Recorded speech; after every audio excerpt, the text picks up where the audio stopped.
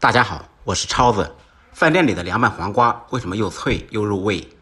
今天给大家分享一道夏季必备小凉菜——凉拌黄瓜，爽脆开胃，简单好吃。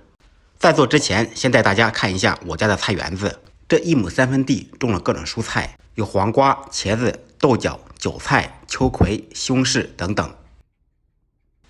这个就是秋葵，马上就能吃了。这个是韭菜，现在已经过了最好吃的季节。这就是我们北方最常见的圆茄子，很多朋友都感到好奇，为什么茄子是圆的而不是长的？茄子后面是大葱，长势非常喜人。这个是水果黄瓜，现在我每天都要偷吃2根。西红柿马上也要成熟了，豆角现在可以吃了。这是豇豆角，用来做豆角面、凉拌豆角、豆角炒肉或者干煸豆角都很好吃。再往这里是地豆角，这种豆角不用搭架，自然成长。再往里面就是我们今天的主角黄瓜。我们挑2根最嫩的，这才是正经的黄瓜，成熟的时候花就谢了。平时我们在市场上买的黄瓜都顶着一朵小黄花，相信大家都知道里面的奥妙。回归主题，我们来做菜。采摘回来的黄瓜彻底洗净。人生必须嗨，黄瓜必须拍。用刀将黄瓜拍碎，斜刀切成小块。用刀拍的黄瓜吃起来更入味。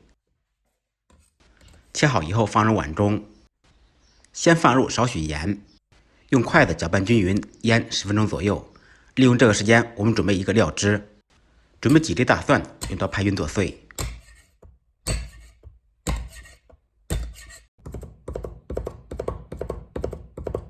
2、3个小米辣，同样用刀切碎，不吃辣的可以不放。少许葱花，切好以后一同放入碗中。再来1点辣椒面，少许白芝麻。锅中做少许油，放入10粒花椒，爆出香味。花椒炸至变色以后，用蜜漏将其捞出。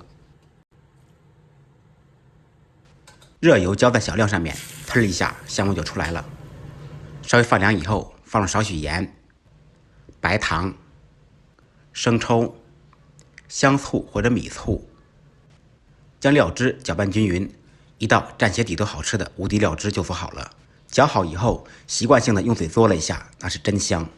腌好的黄瓜倒掉水分，提前腌黄瓜，这样黄瓜吃起来更脆更入味。倒入调好的无敌料汁，放上碎人的花生米，用我干净的小手抓拌均匀。